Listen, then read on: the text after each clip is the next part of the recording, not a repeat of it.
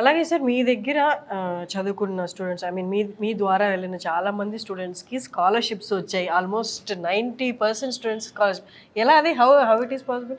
Financial budget చూసుకొని వాళ్ళకి అనుకున్న యూనివర్సిటీలో చూస్ చేసి దాంతోపాటు ఎడ్యుకేషన్ లోన్స్కి అప్లై చేసి అప్లికేషన్ పెట్టేటప్పుడు యూనివర్సిటీకి మేము ప్యారలల్గా స్కాలర్షిప్స్ అప్లై చేస్తాం. మనము యూనివర్సిటీ అప్లికేషన్స్ టైంలోనే ప్యారలల్గా స్కాలర్షిప్స్ అప్లై చేస్తాం.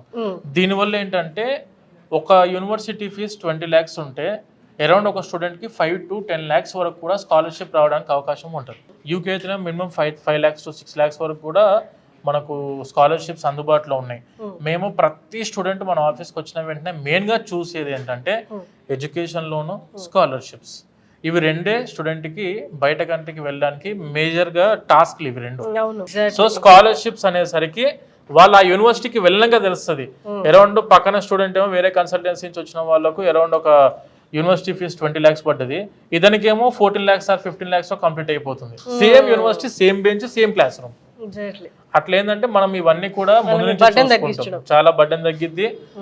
ఆ ఎక్స్పీరియన్స్డ్ టీమ్ ఉంది కాబట్టి ఈ విధంగా స్టూడెంట్స్ బాగా ప్రిపేర్ అయ్యి వీసాలు సక్సెస్ అయ్యి తర్వాత అక్కడ దాకా వెళ్ళిన తర్వాత కూడా మన హెల్ప్ అనేది ప్రతి స్టూడెంట్కి ఉంటుంది.